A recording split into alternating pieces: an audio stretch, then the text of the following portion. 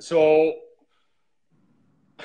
you've done so much in the volleyball world. It's really hard to uh, give you the justification for all the time and effort that you've put in traveling around the world. So if you can give us some notes, a background of, your coaching and playing, so people who are new to the volleyball game can know who you are, that'd be great. Yeah, I mean, I'm pretty lucky because I had a dad who played doubles volleyball in the 40s after World War II, and I came here to Colorado and started coaching the women and men's teams in 1970 here at Colorado College, where I still actually next week the current team's coming up to a property I have up in the Terrials to have a team bonding thing, which is kind of a neat thing to see happening practically 50 years later. Um, and, I played overseas. I've played in a lot of nationals. I've played beach. But my passion is coaching coaches. And I actually decided not to do the full-on collegiate world so that I could do more summer camps and coach more coaches. And luckily, that path has turned out to be kind of a one that's taken me to practically 75 countries and made some friends around the world, including up in Calgary and Edmonton, Canada. Right. Yeah. Yeah. No, we were lucky to have you out a couple of years back for our Make a Wish event, and I know that myself, my coaches, and all the players got a lot out of the experience having you here. So I know your time is valuable with how much travel you do around the world, doing what you do. How did you get into coaching? I think that what you teach, you learn. And so, because I came from a doubles background, in the beginning, I never had any coach. I just played and learned. And, that's the way the beach game went all the way up to the Olympic level. And, things went pretty well, not having a coach. But at the same time, a gal named Marla Borowski from Kansas came up and said, would you please coach our women's team here at Colorado College? We're going to start a program. In the U.S. in the early 70s, Title IX was just beginning to happen and create more women's programming. And I was the player coach of the men's team at the time. And I think that's why she said, oh, he must kind of know what to do. But it was more, player coach role, the chance to learn it by teaching it. Awesome. Awesome. So you've done everything from for coaching. I mean, you coach coaches, but I know you really have a big love for the younger age groups and developing the right techniques, the right fundamentals for coaches to coach at the very, very young age group. I remember you showing me a video of some kids playing. I think it was in Thailand, and Yeah. you're like, "Where are these kids?" And the kids looked like they were U16, U17 players, and I think they were like U8 or something Yeah. like that. Yeah. They were U11s. Yeah, yeah. And so is that the passion for you? Is that your biggest thing right now? Is that coach coaches at the younger age groups, or do you do it all? You know, that's a great question, but I think because I focus on principles of learning and principles of parenting and principles of teaching, which is another way of saying principles of coaching, because we're all teaching and learning, helping our kids learn just in different environments. Parents kind of do it at home, and Right. they do it at the store, and teachers do it in the classroom, and coaches do it their classrooms, the court. So uh, my principles so far I haven't seen anything vary between 10 and under and Olympian on the core principles of how do you learn faster and how do you become a more effective coach.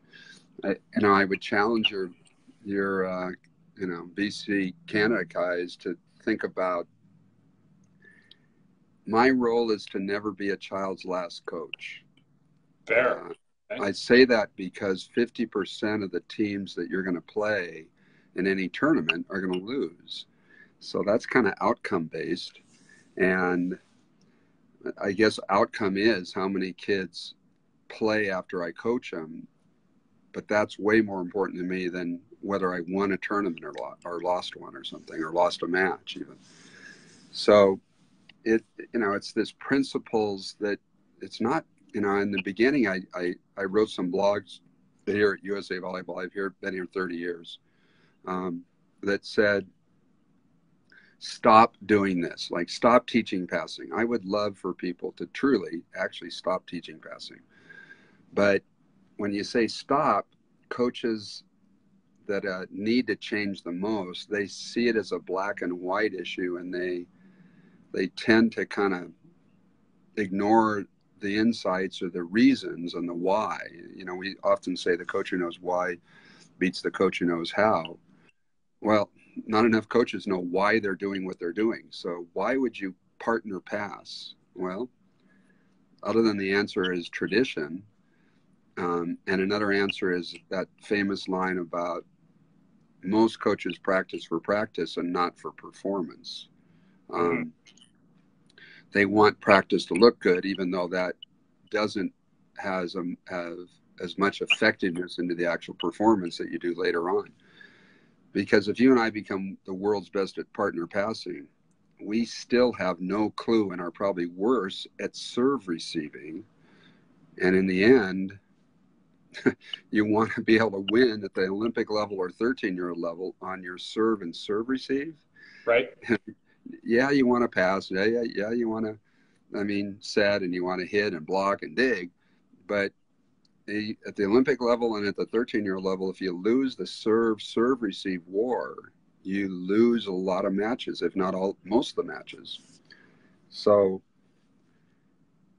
the fact that I can come out, put up the net, and ignore it for 45 minutes means that, yes, I'm practicing, but I'm not practicing very effectively and efficiently, because the last time I checked, every point starts with a serve, which means I've got to get really good at serving. And every third ball has to go over the net. And every course serve receive that I do, it never comes from a partner in front of the net or somebody bumping to me. It comes this rocket at 13-year-old flying over the net. You guys in Canada have that rule that say, I don't know, after you got 4 or 5 points serving, you got to rotate. We don't have that in the US, but that's a reflection on how poor we serve receive and how good in the skill of serving, which is a closed motor program where you're in control, versus every other skill we do is open. Yet coaches will spend hours wall passing and partner passing, right, and kids do too, thinking it's helping you become a better serve receiver. Nah, it's not. It's making you, I think, a worse serve receiver, because as a setter, when I see a ball go down the line to zone 4 and 5, I'm headed forward, because they ain't passing it over to where I am. They're really good at passing. They don't know how to serve receive. Right. So you made a comment there regarding, the difference in the younger age groups with US Volleyball and Volleyball Canada, and your personal opinion. We can take labels out of this, but what are your thoughts on, we have a triple ball rule. So basically one player serves, then it's basically wash, then a free ball one side, ball the other side, and then the other team serves no matter what. It doesn't matter if you score 3 points in a row or if you lose all 3 points, the other team serves. What are your thoughts on, and we do that at U13, and then depending on the province, we do it, a little bit at U14, but for the majority of things, we do it at U13 across the board in Canada.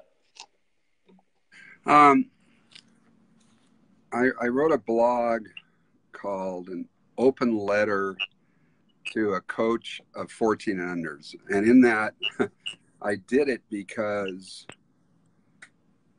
when I go to watch first year volleyball, 12, 13, or 14. So let me back up for a second.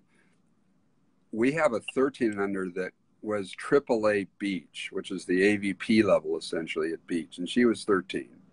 Wow. So for her to play triple ball would be ludicrous. But it's because she began when she was much younger. So I think our sport fails to understand well enough that it's not age dependent, it's experience dependent. Right. And so when you blanket something, I'm not so sure that's the best thing. Now, if you can take a 13-year-old team and play in the 15 and unders or play in the 16s, even though you're 13, then you solve that problem. We have the experience to do it. But at the other side, triple ball, that wash type scoring and the things, I think is a good thing, because in general, volleyball at that level of first year volleyball is serve, ace, ace, ace, air, air, air, air, air. Oh my God, they passed it. And it's just a serve, air, serve, ace battle and not volleyball at all. So triple ball gets the kids to actually play some volleyball, even though they're in their first year of experience. So, maybe there's a way to rank or rate or allow players to, you do it for their first 6 months and then you move up to the real game. But that brings up another point that I think Canada should do better and more, as we should here in the US. And that is simply, we need to, you learn by doing. You don't learn by watching. As far as motor program, I learn a lot by watching Olympians. I understand that. But for me to do the motor program and be able to do it in a replicable way when I play, I must do it, and I must do it a lot. So when we play 6-on-6 in a tournament, this is kind of in one of my blogs about you're paying for practice and not for playing. When you play 6-on-6 in a tournament, you've got a roster of 12. There are 24 kids in that gym, one of whom is touching, and the other 23 are watching. And that is the longest line you'll ever stand in. It's a hidden line, but you're really standing in line to touch the ball. So the way you get more effective in a practice time is to play a ton of doubles, which is where Karch came from and where my son and I came from and where Misty May came from. Karch wasn't a 6-on-6 player until he had years of 2-on-2. And that done at a younger age group level, 8, 9, 10, that's playing doubles at that age gives you a huge advantage over those who have chosen, for whatever reason, to stick with the adult model and play 6-on-6. So what are your thoughts? Because I know there's a coach actually tuned in right now. The story I'm referencing is, what are your thoughts of younger teams playing? So for instance, a U13 team playing U14 and well, let's base it on the Canadian rules here, just because at U13 you play triple ball, U14 you play normal volleyball. And, they played their whole season out at the U14 age group. And then had to transition back into triple ball for provincials, and kind of struggled going backwards there. And they were such a great team. So, I know you're the coach is watching right now. Props to that team, because you guys had a great team. But I know that, going from 14 down to 13, they were probably a favorite to win provincial championships. And unfortunately, it didn't work out that way. The key principle here is to train in reality. Okay. When you play lousy teams and you're a good 3-hit team and you get surprised by the first ball over or the second ball over, at the lowest level in our sport, the worst team wins. That's kind of unusual for sport. It happens in soccer as well, where the worst team will kick the ball to the goal, and then this little cluster of kids will run down and somebody might score, versus practicing actually passing the ball down to the end. But every time you pass, you have a chance to screw up. And so kids win in soccer by being bad, just kicking it. And kids win in volleyball at the beginning level by just hitting it over on one and not playing volleyball. Right. Playing tennis. So it sounds to me, Coach, like you didn't train enough in the reality of triple ball as you led up to provincials where you had to play it. Not that I don't think there's any problem with a skilled team of 13-year-olds or 12-year-olds or 10-year-olds playing 6-on-6 in tournaments Right. as long as they're playing a ton of 2-on-2 and 3-on-3 in practice. Right. Right. Yeah, I know. And the team was a very strong team, a BC team, actually. And yeah, I just thought it was the development part where it was, and again, I'm not saying that that coach or that club did anything wrong. It was just interesting knowing that that team played real volleyball the whole season. And then kind of, it was definitely an adjustment to change back to some other style of the game.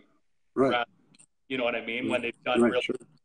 a younger team at the older age group. So Yeah, there should have been a week or two of leading up to provincials, or maybe even more, depending on the true experience level.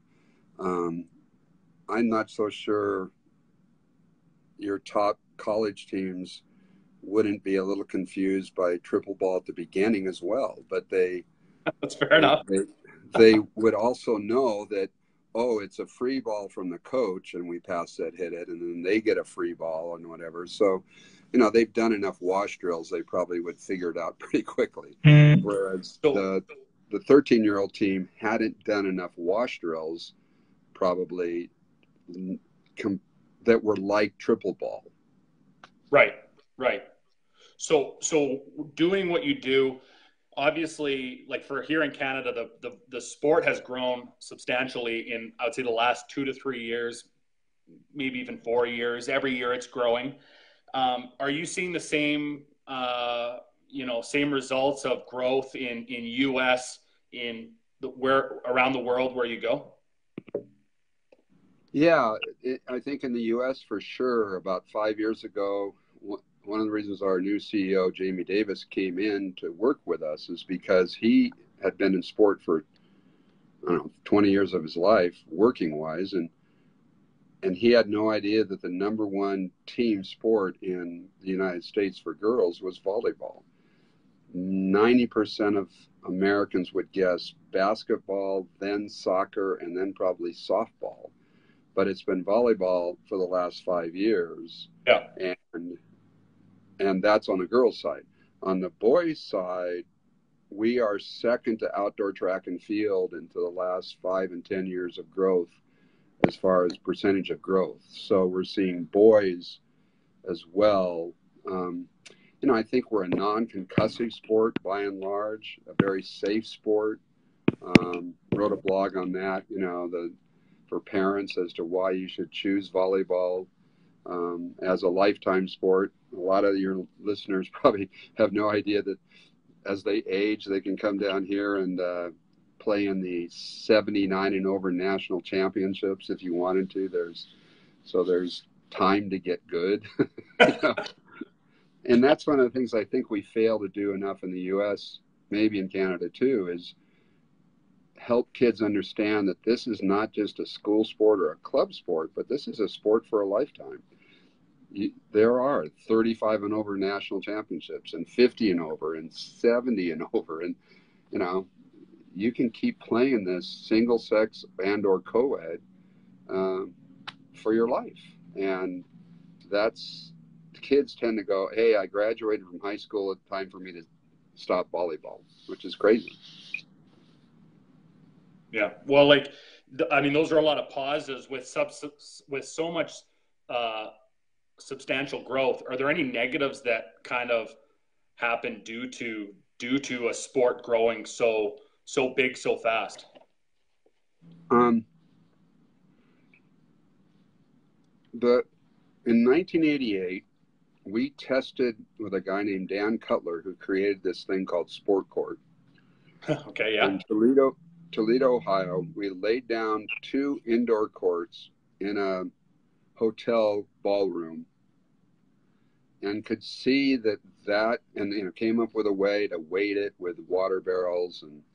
And we had a lot of prototyping going on at the time, but we played some of our national championships on the sport court on the carpet in these ballrooms, and we could see that was going to change where we could play the game. So now when we move forward, you see a lot of full-time dedicated volleyball facilities. Right. The challenge there is they need to crack, their fiscal nut from, 12 months a year. And so they have a need to, and we want these places to stay open.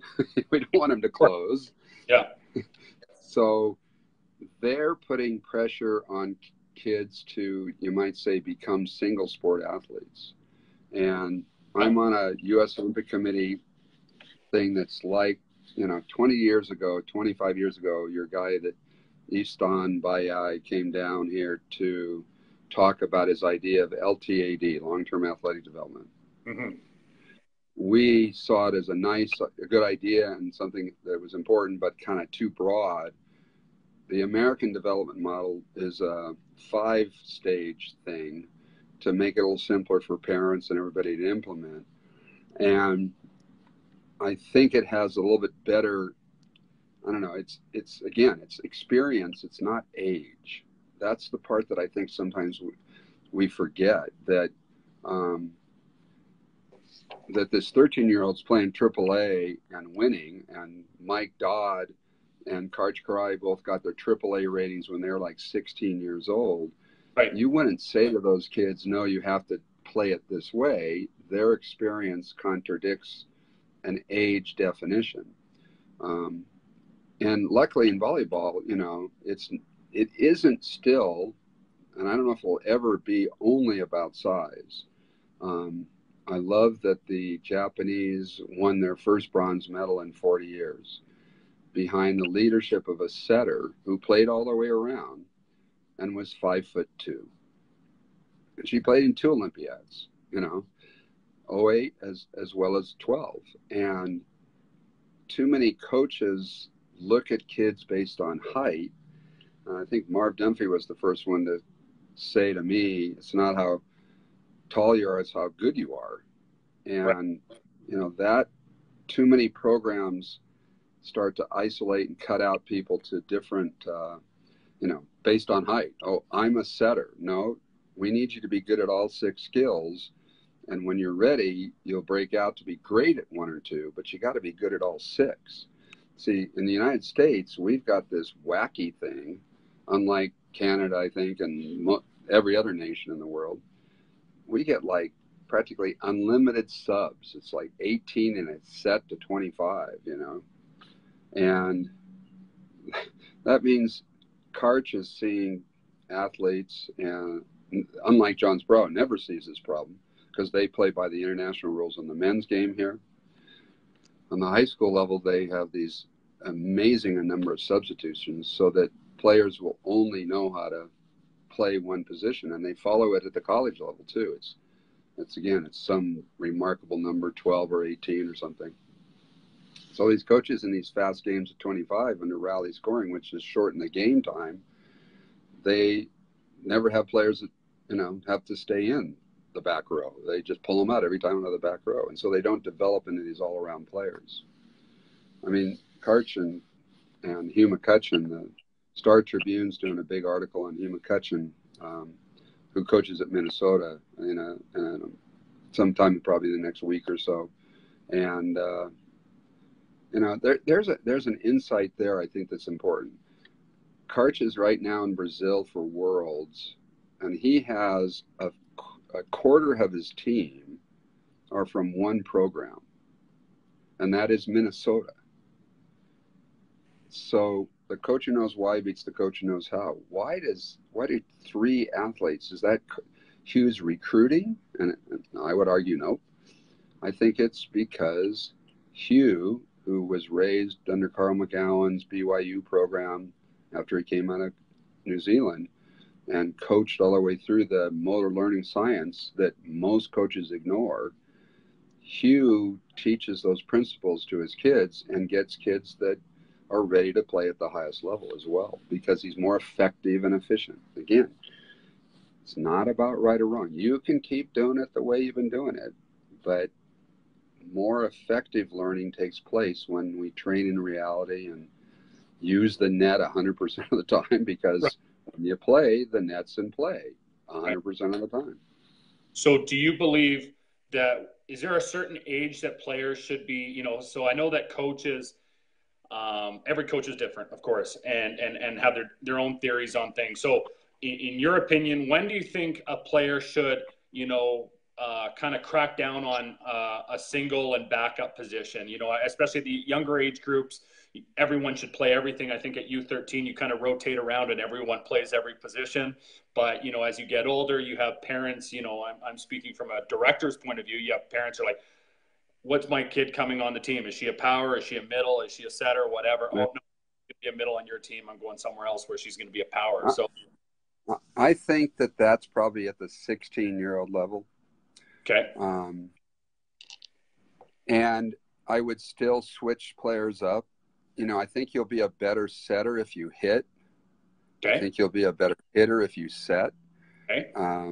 Arguably with Karch being the best player in the first 100 years of our sport, when the FIVB gave him that honor, in 1995, he ran along with St. John Smith a 6'2" at UCLA for 4 years.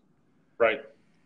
So he wasn't a 5'1" setter, and I recently wrote a blog about implementing the 6'3" and the 6'6", which probably would be one of the few places if I could wave a magic wand and create a rule. The rule number 1 would be you must use the net like it is in the game all the time. You can't stand in front of the net and do all your drilling, because you're creating a false confidence. You're not creating a reality-based ability to do things.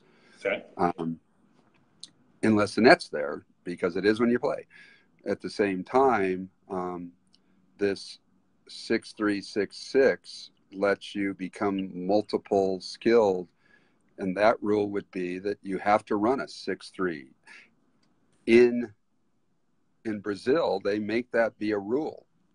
Your 13 unders may be playing 6-on-6, but the national championships, the national rule is you must play a 6'6". So you're not being specialized yet. And right.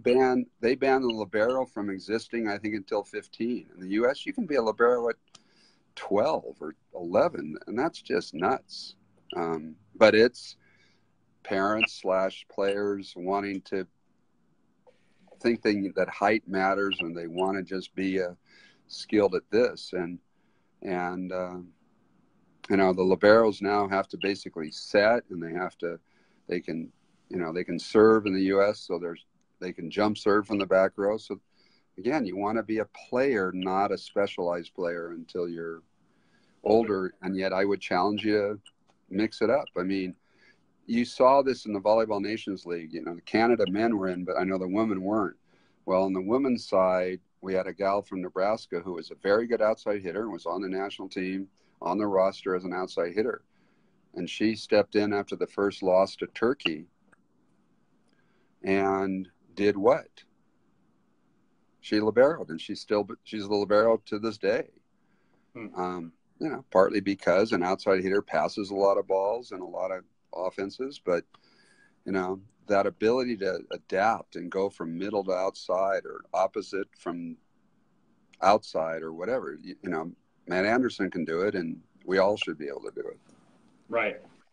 Now, I know yesterday you posted an article regarding the school and club interaction between the two. For us here in Canada, I'm going to speak for Alberta. I think there are schools that kind of frown upon club during school season and stuff like that. As this sport grows, are you seeing conflict between school and club in the States? Is this something due to growth, or what do you see? Yeah, the big thing, because of our age group, I don't know, is your age group January 1 up there? So we have a new rule that you can, it's January 1, but if you're born September 1st to December 31st and you're like that late birthday, you can actually play, let's say U15 or U16. You can play both. You can play one or the other. So okay. January deadline. Yeah, so we have both at the collegiate level and at the high school and middle school level a very strong scholastic tie-in that I don't see in most places in the world. And because of that, kids really are training in 95% of the cases to make their school team. That's why they are training. And that school team ultimately becomes a college team with, 15,000 scholarships, beach and indoor included in the U.S. For women, that's a boatload of opportunities. Although only a quarter of them on average, let's say 3,500 of them are available each year because it's a 4-year scholarship. So while that's a harder thing to get, only a small percentage of kids get that, making your school team is a big deal. And so we see a conflict more in the area, in my experience, on whether they've committed to be year-round volleyball players at a certain age or whether they're choosing to do multiple sports. And that, of course, means that the club is frustrated, volleyball club is frustrated because they're playing basketball and because they're playing softball for their school. Right. Well, I'm all for that. I mean, you only get to go to school so long as a high school kid, and the playing at the next level is a lot narrower opportunity. With our nearly 20,000 high schools, that's a boatload of girls and guys that can play different sports for their schools, and I think that's great. At the same time, am I angry, or do I think it's wrong at 16 to just focus on volleyball if I love it? I don't have a problem with that. I mean, I have 2 kids who played 10 sports growing up. Both of them played college volleyball, and my son, of course, is playing for SVC Lunenburg in the Bundesliga in Germany for the last 4 years. But he was the captain of his lacrosse team, and he was the captain of his tennis team in high school. Right. So, it's an individual choice. I tend to fall on, I love the school programming and the people that are doing the things that they do because of the 8 hours a day you go to school versus the 2 hours a day you kind of go to club practice 2 or 3 times a week. That's why I sort of see school as a pretty valuable place to have a great time. Right. I don't think they're mutually exclusive. I think it just is a question of whether you can be a multi-sport athlete at school and be in a serious volleyball club. Right. It's harder. But we have, David Lee, who's our 2-time, 3-time Olympian, great player. These guys, when John Speraw, we did a clinic for 200 plus kids in Anaheim. I led this clinic a couple weeks ago, and 30 national team players, men and women, were the coaches, and it was awesome for all these kids. But the beginning, Speraw had David Lee come out and Dustin Watton come out, and these are guys that didn't start doing volleyball until they're much older, and yet they're making the Olympic team. Well, I think the thing that we deal with, I think the most is it comes down to the parents. If they're willing to drive kids, for me personally, I speak for myself on this one, is I love multi-sport athletes. If parents are willing to be the taxi mom, taxi dad, the more sports a kid can play, the better. But I know that there is a perception, if you will, regarding parents don't feel that their kids are getting the quality of coaching maybe at the high school level. So they rather them play club 12 months a year. And again, I don't speak for everyone. This is just, one of those things that have come across the desk before.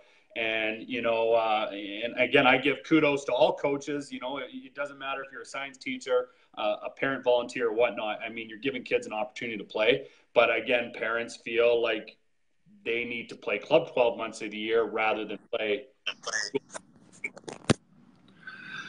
Yeah. Different strokes for different folks. When I fell in love with volleyball the most at college, I was talking to a friend. I don't think I missed 2 days of playing at least 2 or 3 hours of volleyball. Christmas and Easter. So Yeah. I played. I didn't really train a ton. I played doubles, and I played 363 days a year for a couple of years then. Didn't have any overuse injuries, didn't have any problem. I was playing doubles on sand, and then I'd play indoor, and I'd, do variations of we play a lot of king of the court at the time, which we now changed to speedball, so we get more reps, but still the same idea, playing everything over the net and competitively. But I think my body was ready for that by the time I was, 19, 20 years old. Right. I love that beach is an Olympic sport. I think coaches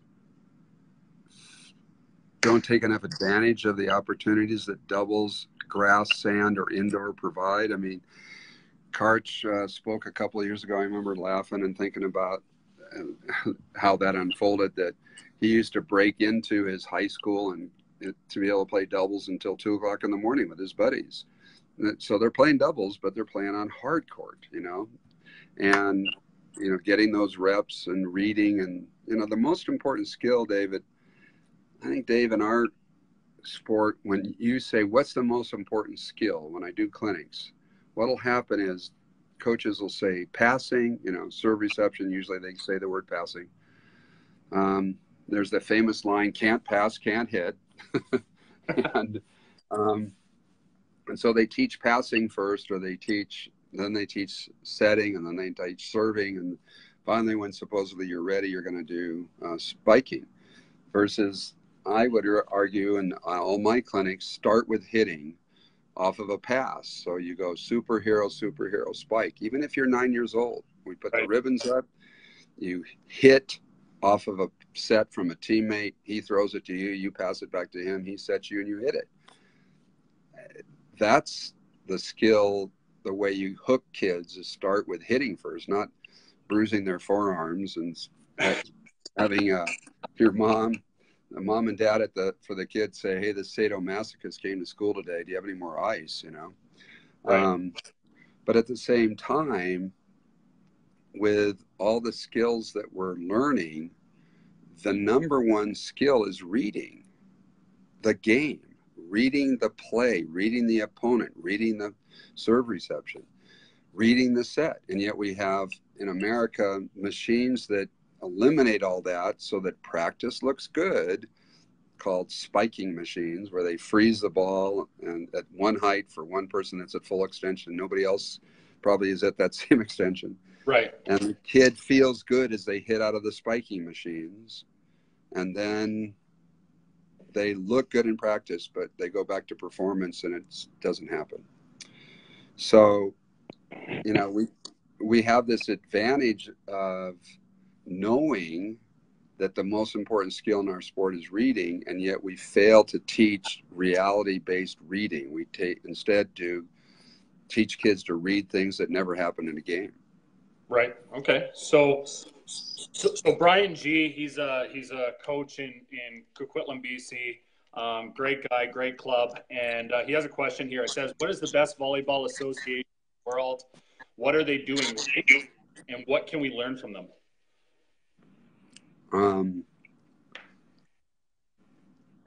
I'm against putting a hedge up between us and Canada, but I would say that if you look at the two areas, it's probably Brazil and the United States. Okay. And you can learn from us both. I mean, I like facts over opinions. So when I say there's, so many scholarships for women at 15,000, a lot of your coaches may not realize that there's less than 200 scholarships for men in the United States, which is about 100 times fewer scholarships. And yet the men have won 7 gold and world championships and World Cup gold medals, and the women just have won 1. Why is that? Well, the men train in reality far more and with player controlled, and the women tend to play in non-reality based situations that are coach controlled. Okay. And that's something that we all should, evolve towards much more player controlled over the net stuff. Brazil, here's the fact that I was thinking about. There have been 2 countries that have been in every Olympics since 1984. And those 2 countries are USA and Brazil. A lot of people don't think that. They think it's Japan, or they say it's Russia, or but the reality is that 2 nations have, and we've medaled in every Olympics since 84. That's pretty amazing. Not just gone to it, but medaled. Mm-hmm. And why is that? Well, I think it's because we have this scholastic system, but the number of scholarships we have for men puts us on a par with Canada. And so I like seeing that Canada has beaten us, and Canada's doing better training, and Canada's in the VNL, and there's some really neat things both in beach and indoor and in the Paralympic side. For the last 22 years, I'm been sport development director for World Paravolley, and do the sitting volleyball as well, mm-hmm. Which is just anybody listening. When you lose the gym, go grab an extension cord or rope or a ribbon or whatever, and go into the cafeteria and don't cancel practice. Do a team bonding thing of playing sitting volleyball. Don't cancel practice just because you didn't realize, oh my God, the gym flooded or whatever. Right. Your kids will learn a lot of cool things from the sitting discipline as well. But Brazil is really strong because it's their number 1 sport, Brian. Right. It's their number 1 sport. Oh, John, that's not true. I go, yes, it's true. Soccer is a religion. The number 1 sport is volleyball. Right. For them. And, they don't have an NFL like we do, and CFL like you do. They don't have an NHL like we both do. And they don't have Major League Baseball like we both do. They just do volleyball and basketball and soccer. So they have great athletes, and yet how come the U.S. keeps beating them as well? What's that about? Right. Kind of a sidebar. And that I think is kind of cool because of the principles that I've been talking about. Yep. Is that next Thursday and Friday I'll be at Lake Placid with USA Hockey, teaching the same things I'm kind of talking about here, except in a hockey version. 500 coaches at their level 5, including virtually apparently every NHL coach. And Thursday night we do the Miracle on Ice and get to see the team that won in 1980, back when they were not a professional team. Right. And then 500 coaches are there to learn how to learn faster. And I'm the keynote speaker because principles of learning apply across everything. And I spent, in the last couple of years, I spent a lot of time, fun time, enjoyable time with the Cleveland Indians, as well as with the Pittsburgh Pirates. I'm not a baseball guy, but I kind of understand how to train in reality and to learn faster, and can provide insights into their culture.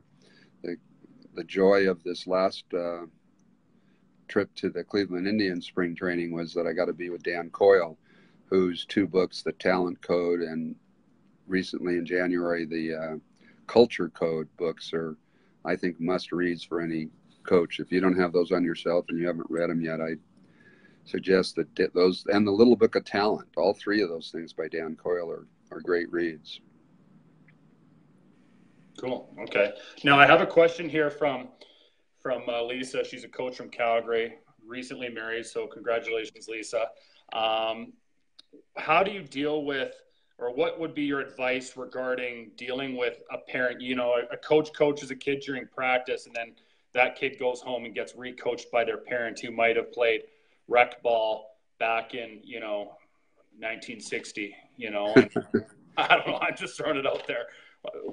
How with that, because you said it's working with coaches, it's working with parents. I mean, that's a touchy subject, and a great question, Lisa. Yeah.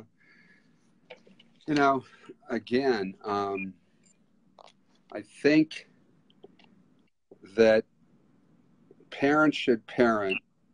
And my line that I always said, I coached my daughter 1 year, and we went to nationals. We won a bronze medal. We had a great time. My line always has been, outside of that time when I was actually her club coach, and I coached Cody 1 year, and that was it, is I love to watch you play. That's about the most coaching I ever did. I let the other coaches do things. Now, if Lisa's question also kind of says, well, what do I do when I get different information from different sources? And one of those is a pretty important source called my mom or dad. Yeah. Now you're kind of asking part of the reason why do I coach? And I coach to develop amazing leaders. Yes. I'm going to do a 13-under team with my wife here starting in November. You had a question in your list. We have seen the evolution of tryouts because of the pressure on the scholastic thing, which is for us August to November, that a large number of our regions here in the U.S. now do tryouts in the summer. Right. And let the kid do their high school thing and then pick them up afterwards. So I actually had a parents meeting on July 30th. I've never experienced anything like that in my life. It's like, it's July 30th and I'm meeting my 12s and my 13s because I'm coaching 13 and under, and I've got 12s and 13s. Yeah. And, that at the high school level is maybe makes sense. It doesn't make sense to me at the middle and school and elementary school level, where they're often not even having a school team. But all that said and done is that, as I told the parents, I am going to develop your athletes' leadership skills. And I know a lot about volleyball, but I am going to ask a lot of questions. If a parent is coaching by guided discovery, not by this is the way I was taught, and the coach is doing the same thing, I think the kid benefits from the ability to learn and think for themselves. You see, there's three kinds of, there's three kinds of coaching that kind of go from black and white or red or green. I don't care. It's not right or wrong again. There's extrinsic coaching. I'm the parent. I tell you what to do. I'm the coach. I tell you what to do. Then there's intrinsic teaching or coaching or learning. And that's where the kid figures everything out themselves.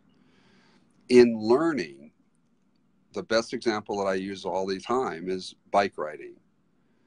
Did your parents hire a bike riding coach? Did you do a single bike riding drill? Mm-hmm. Did you go to bike riding summer camp? Did you do bike riding progressions? Did you pedal right-footed until you got good at that and then do left-footed? No, you rode the bike. And the reason it's important to me, I think, for people to understand is that because that was intrinsically learned, which is the best way to learn, AKA remember it. Yeah. Because too many coaches practice for practice where it doesn't show up in performance because the kids haven't learned it. Not because the kids didn't experience it, but they haven't learned it. It's like the great John Wooden book. You haven't taught them if they haven't learned. So since we're about learning, we may be replacing the word coaching with learning. I'm a learner. I'm here to help you learn. Intrinsic learning is the best remembered. That's what's so important. And that's why you can not ride a bike for 2 years and ride a bike. Right. Now, specificity in learning is really important.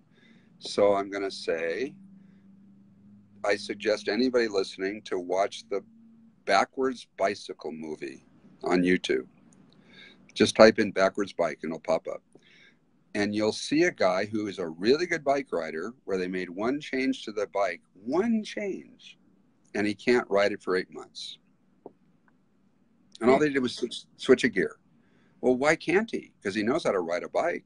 because things are specifically learned. You learn to play volleyball by playing volleyball, not Right. by doing other sports. So back to this intrinsic and extrinsic stuff.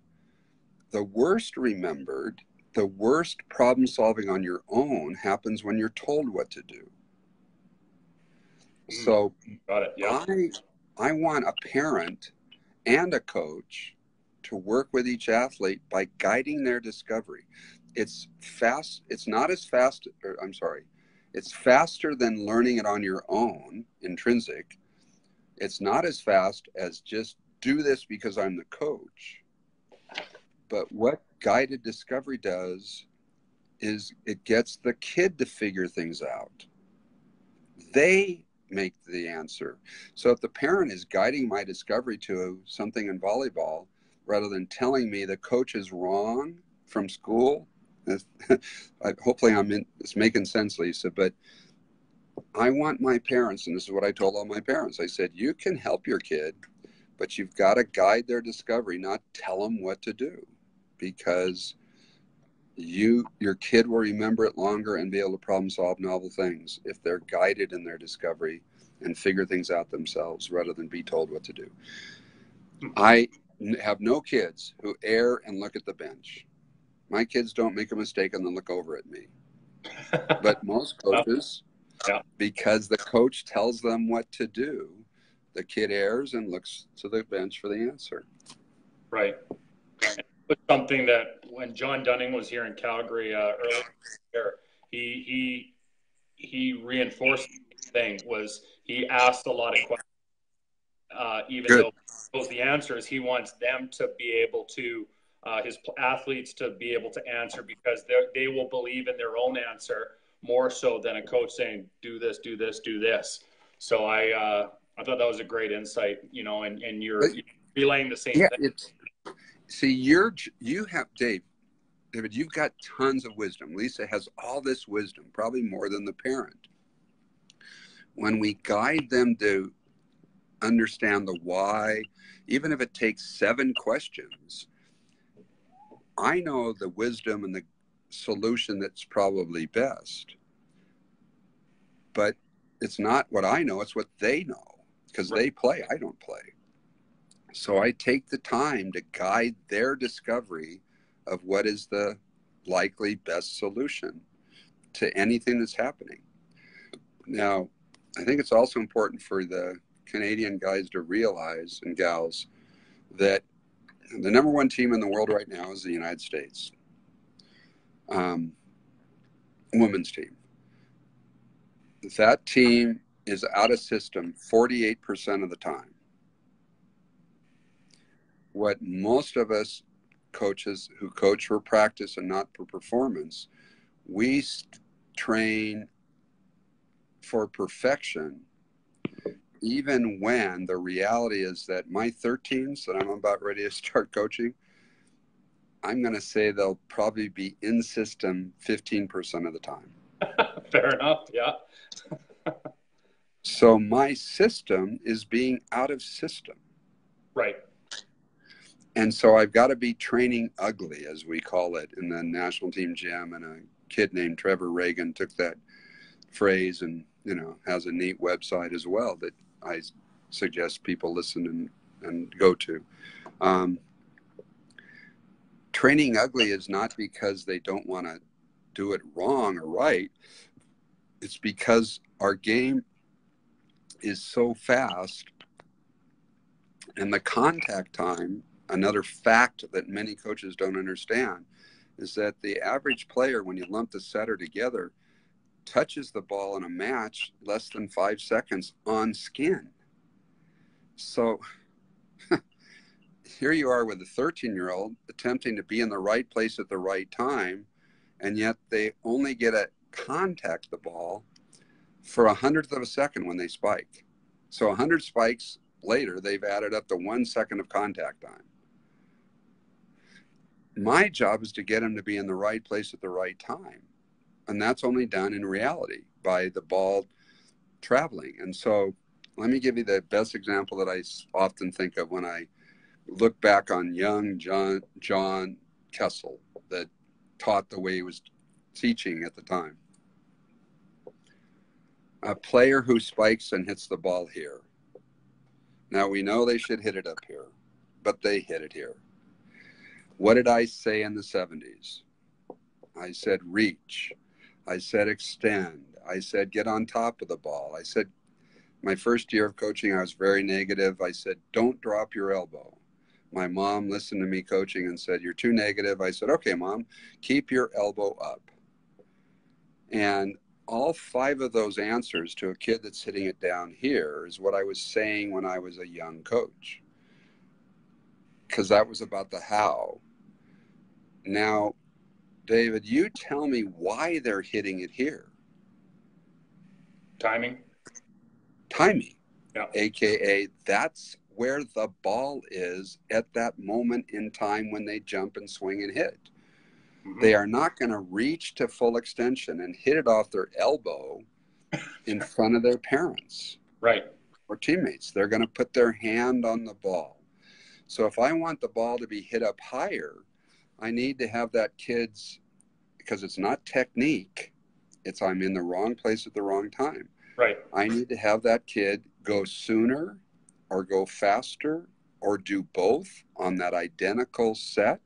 And if she or he does, they'll reach because they want to put their hand on the ball. That's why they're playing volleyball, to put their hand on the ball.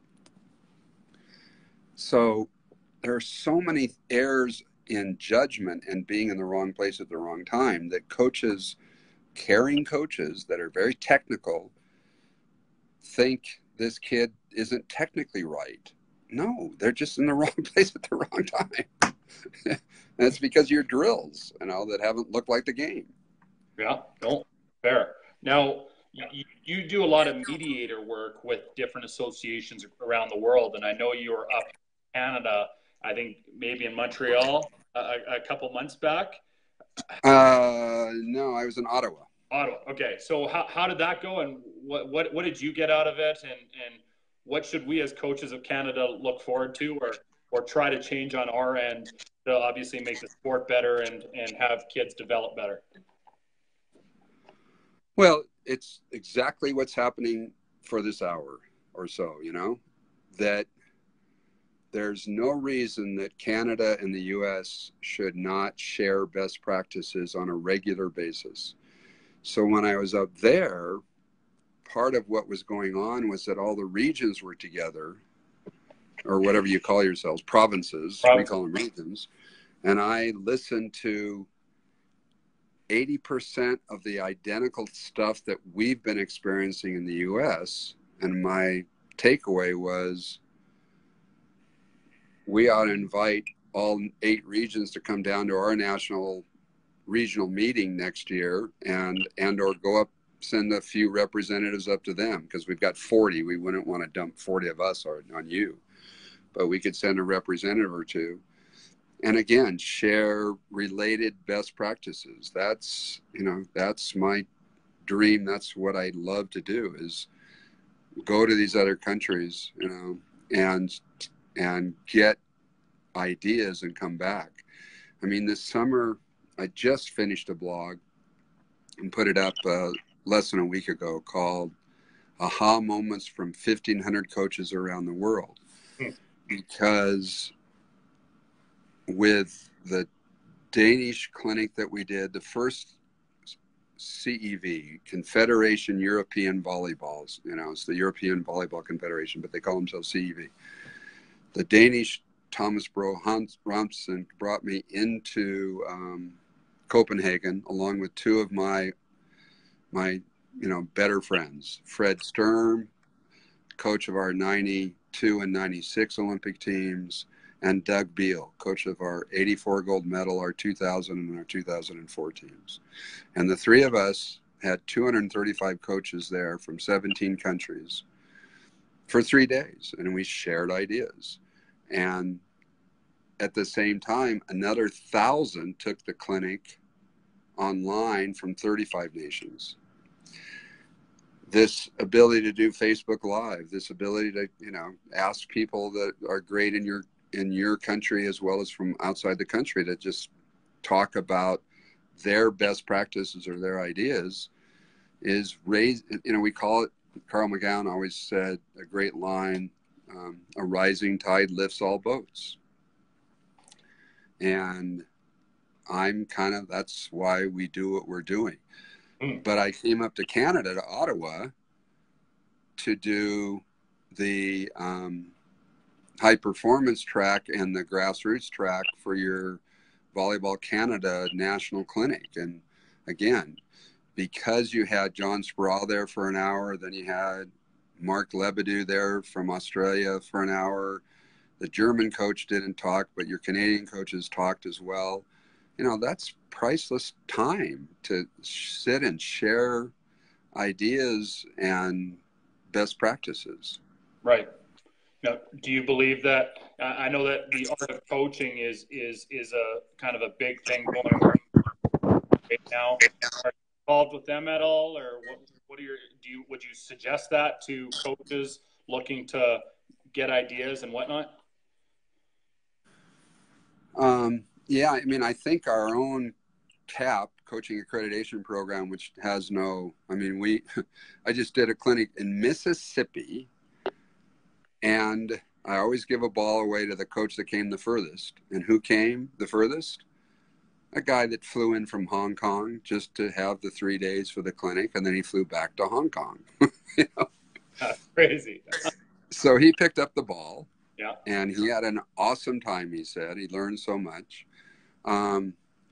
I think that the Gold Medal Squared group, partly because of their founder and mentor before he passed away a couple of years ago, Carl McGowan, it is really strong in motor learning. And I really respect that emphasis. The art of coaching kind of goes back to that word art. Mm-hmm. And there's a lot of ways to skin a cat. And I think that, again, anywhere, would I rather you sit on the couch and eat bonbons or go to any coaching clinic? I'd rather you go to any coaching clinic. For sure. With the arts version, you see such a wide variety of ideas and opinions that you have to, I think, have a core principle base to know the good and the not as effective, and not even good, the more effective and the less effective things that you're seeing in any coaching clinic. For sure. That's our job, is to go, does that apply? I mean, you have a guy named Bob Bratton, who I think he's from Edmonton. Wasn't that where he was from? Edmonton, yeah. Might have been Calgary even. But he's a name that has been part of Volleyball Canada since the 70s, like Vic Lindahl down in BC or whatever. And Bob wrote a book called 400 Plus Volleyball Drills. And then he wrote a second book called 350 Plus Volleyball Drills.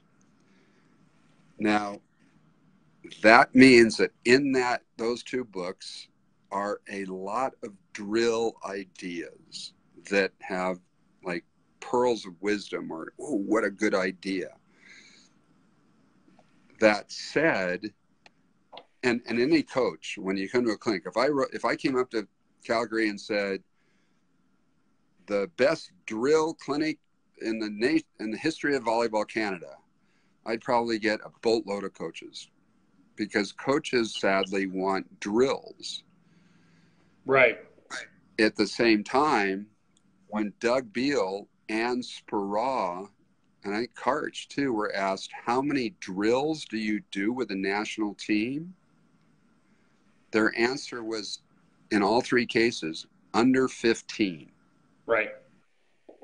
So why do coaches want 1,000 drills or 1,000,000 drills as you go on Google? Yeah. When in reality, the best teams in the world, and not unlike what I'm doing with my 13s, are only doing about 15 drills. Now, that's because the national team is doing their things based in reality. Over the net, pass set hit, the famous quote by Marv Dunphy. since we learn best from things that are game-like, the ideal passing drill is a pass, set, hit drill. The ideal setting drill is a pass, set, hit drill. The ideal hitting drill is a pass, set, hit drill. And I learned the hard way, David, that the ideal digging drill is a dig, set, hit drill.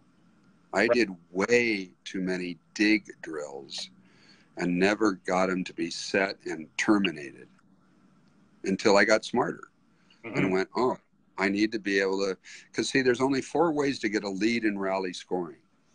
Opponent error, can't train for that. Stuff block, I can't do that at 13. So there's only 2 left. Right. And that is service ace, and the one that most coaches fail to understand, transition kill. Dig, set, kill gets you a lead. Serve, receive, set, kill is just side out, side out, side out, side out. Yeah. But when you can dig, set, kill, then you get a lead in rally. So you got to serve really well, and you got to dig, set, kill well. And I didn't do enough dig, set, kill. I did just a boatload of digging drills. So we look good in practice. Yeah. Oh, we're looking good in practice, but we didn't look good in reality. So if club directors, associations, and coaches want to get a hold of you in your busy schedule, is that possible? Oh, yeah. Yeah, you can get a hold of anybody at USA Volleyball. So we're all first name dot last name at USAV, as in usavolleyball.org. So I'm John.Kessel at usav.org. And then you also run the volleyball coaches and trainers Facebook page, or you're a mediator on? Yeah, I'm one of the, I think we have about 14 administrators that help. Brian Swente founded it after we did a camp for him. Cody and Mackenzie went over to Germany, and when we left, he said, how do we keep in touch? And, we kind of came up with this idea of using a Facebook page at the time. And now we have a closed Facebook group, which just went over 18,000 members, and you're kind of vetted. We look at your application, make sure that you're a volleyball coach and want to learn, and then we add you to the thing. Yeah. So volleyball coaches and trainers is, I think, it's a place I go to every day for sure, and I learn. And I'm also on Twitter and at John Kessel USAV. But I think the core stuff I put out through CanDev, like you get that stuff, I know, David. So if somebody wants to get emails from me that I'm sending out often to my USAV leadership of grassroots leaders, say I'd like to get your list. I'm a Canadian. I like to get the CanDev, the Canadian Development List, so that I get your stuff that way. Right. And then I put out the blog, and because it's over 10 years old now, I'd say that there's a button on USAV that even if you're an experienced coach is worth pressing. It's called I'm a New Coach. And there I've put the most important stuff that a new coach should know. And even more experienced coaches go to it and go, oh man, I didn't know that was there, So, because we have a lot of material to help grow the game together. Right. Awesome. Well, I know that I've had you out to Calgary. I hope to have you out again when it works with your schedule. You're the godfather of volleyball. No mafia going on here. You're definitely an innovator. I love what you do. I got so much respect for you. I know a lot of the coaches up here, have you up here, so I really appreciate you taking the time to speak with us today, and we'll chat soon. Well, thanks to everybody who's coaching, because probably all the people listening in, practically you included, pay money to be a volleyball coach, as opposed to I'm making money being a volleyball coach. And that shift of gifting back to the game that I'm still doing when I coach these 13s. I just feel lucky that I have been able to be paid to be a volleyball thinker, even though I too pay a lot of money to be a volleyball coach. So I appreciate everybody's help, and we've got a new wounded vet, first responders, a retreat up in the mountains here, an hour away from Colorado Springs. My Colorado College team is going to go up there and spend a day. We've got 20 teepees and cabins and fly fishing and archery and frisbee golf and all this stuff up in the mountains, an hour away from the springs. So if you're ever bored, come through Colorado Springs and head on up and let's talk shop up at the lodge. Sounds good, John. You enjoy the rest of your summer, and we'll chat soon. Thank you, guys. Okay, talk to you later. Bye.